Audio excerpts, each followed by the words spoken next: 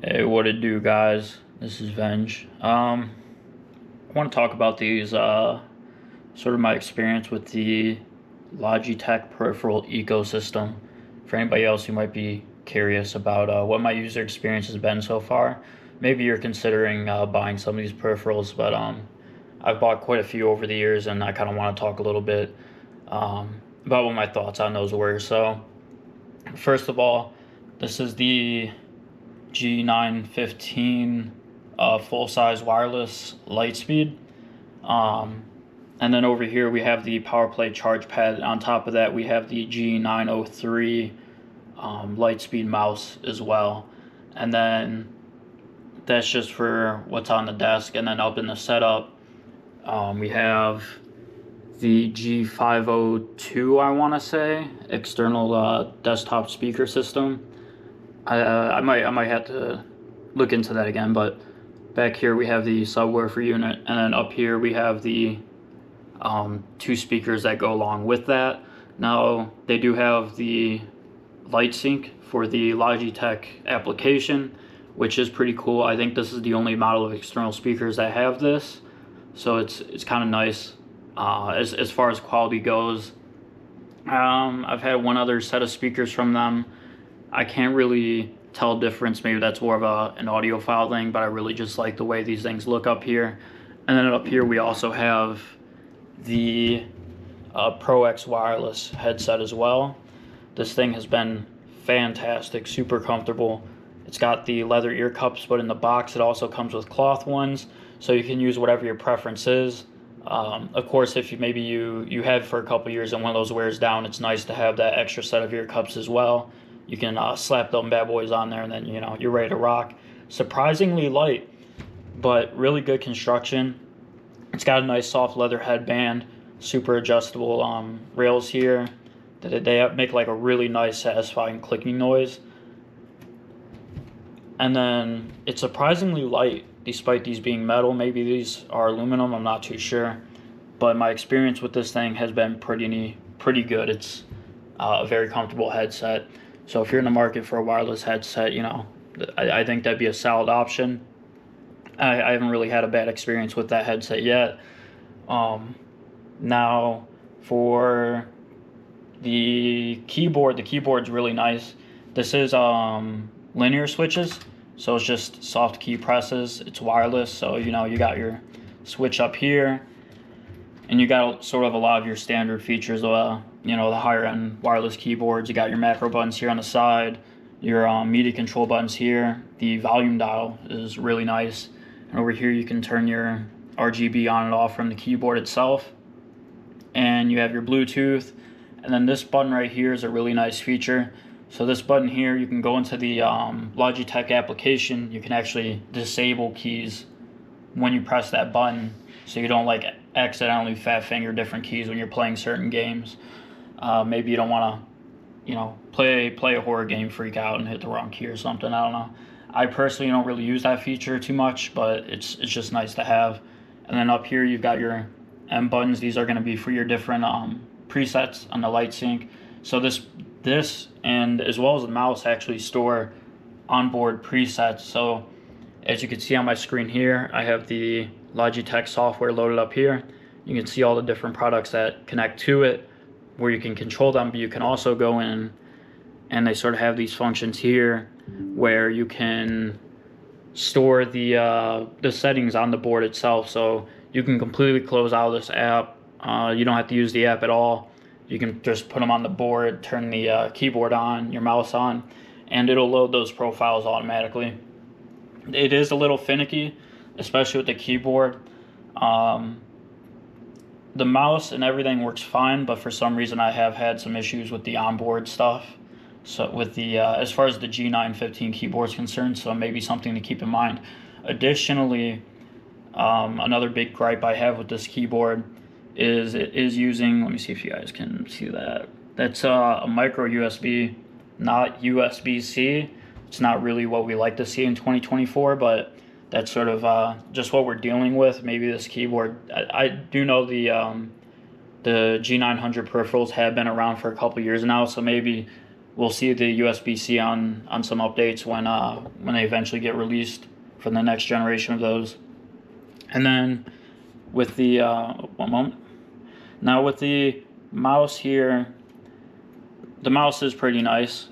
So right out of the box, it's got like some default DPI settings that you can flip through on this here, but you can also go into the software again, and you can actually go in and configure your sensitivity through this interface, which is really nice, and you can assign different DPIs to each of those. And then you've got some other nice features like your scroll wheel unlock here. So if you just want the glide, you can, but if you want nice and clicky, you can have that as well. It's a pretty nice sleek design, but it does sort of, in my experience, I've had a previous model a couple years ago, same model. This is a brand new one from about a week ago. It was unboxed, and speaking from experience with months of use, it can sort of collect junk after a while in all these like little panels. So every, you know, at least once a month, it's good to go in here with a compressed air can and just sort of spray that out. And then it's if you're left-handed, this is a great mouse as well, because the side buttons are magnetic. So in the box, it'll come with another set of these side buttons, and you can actually just sort of slot them in here, and you can have, you know, ambidextrous, well, maybe not ambidextrous. I've never personally used the buttons on both sides, but I guess you could technically throw all four, two on each side if you wanted, but that'd definitely be a little weird. The mouse does feel awesome in the hand. It is on the heavier side, especially with a lot of these lighter mouse that are sort of trending lately, but it does, in my experience, at least with FPS games, which is what I normally play, I wouldn't say you can flick it as easy. The sort of plastic hardtop I have on this charge pad does lend itself to it, but you can definitely feel the weight on this mouse. But in my experience with FPS games, I kind of prefer the heavier weights. It helps, especially when you're running at higher sensitivity settings, to sort of keep precise control. The other thing is sometimes it is a little finicky with the charge pad, but that's pretty rare. Like I would say with the Powerplay mouse pad, I rarely have any issues. It gets excellent battery life on its own. The Powerplay mouse pad, I would say, is definitely something you can skip. I just kind of like to have the matching peripherals, so that's kind of why I have it here. But sometimes, like I've just ran it on the mouse pad top here, and it's perfectly fine. It's still a great mouse to use. When you do get this out of the box, if you are using with the Powerplay mouse pad, you're gonna have to open this up here. Let me see if I can. All right, it's kind of tricky to do with one hand, but basically this little circle here pops out, and you can either put an additional weight that the mouse comes with in here. You can make the mouse even heavier than this, but then you will lose the Powerplay mouse pad compatibility, because you won't be able to slot this in with that weight, at least as far as I know. The Powerplay mouse pad itself is pretty nice. You get a little customization here with your Logitech logo, and you can even go up here into your light sync app, and you can change the lighting of this logo here through these controls here. But and then you also get, you know, this comes up here, and it comes with a soft top that you can actually put. Now, another thing I don't like, and I think this just sort of these peripherals started to show their age, is this here is USB-C, or not USB-C, it's micro USB. We would like to see USB-C on these. I'm not really sure why they've taken so long to update these peripherals, because these were new stock, bought only, you know, like 2 weeks ago. And not only that, but hold on, let me unplug that again. So as far as I know, regular micro USB will fit in this slot, but for some reason these cables, they like use these sort of strange wings on here. I'm not really sure why. Maybe it helps, maybe they've had issues with fragility with the ends of those micro USB cables breaking off. So maybe if they do eventually switch to USB-C, we can sort of mitigate that. You know, I've rarely ever seen the connector, the male connector, and then a USB-C cable break. So, but still kind of unfortunate to see. Going back to the external speakers, they sound really, really good. That's sort of been my experience. Now, obviously, it's not going to be like a pair of studio speakers where you're going to get superb sound quality. But as far as if you're just trying to get some excellent external sound range for your gaming experience, these will certainly do it. And of course, you get just to pull one out to give an example, you get your light sync with these as well. So you have an internal light here underneath, which is kind of cool.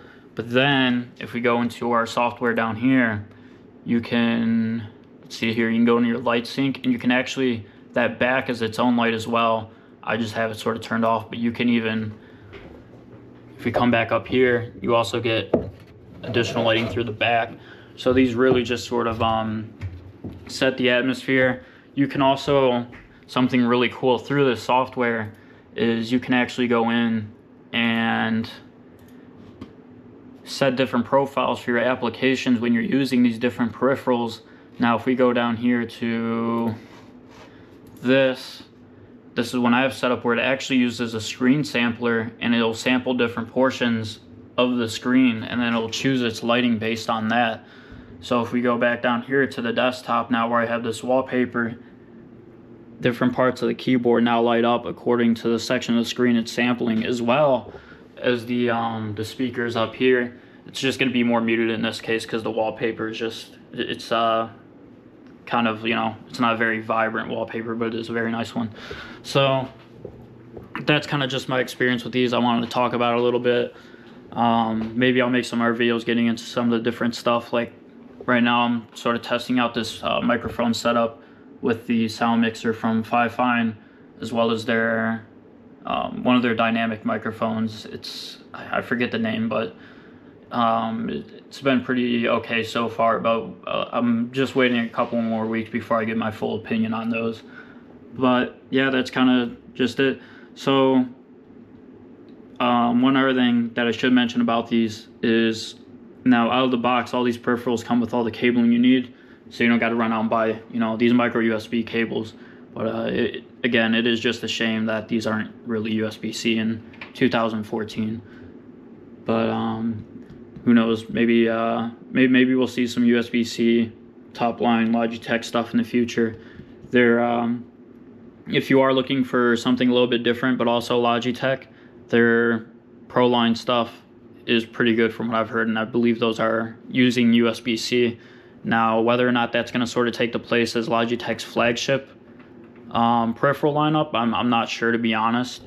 But hopefully we'll see some updates on these G900 peripherals soon, and they'll, you know, get the USB-C treatment, but we'll see. But yeah, that's kind of just want to talk about. Thanks for watching.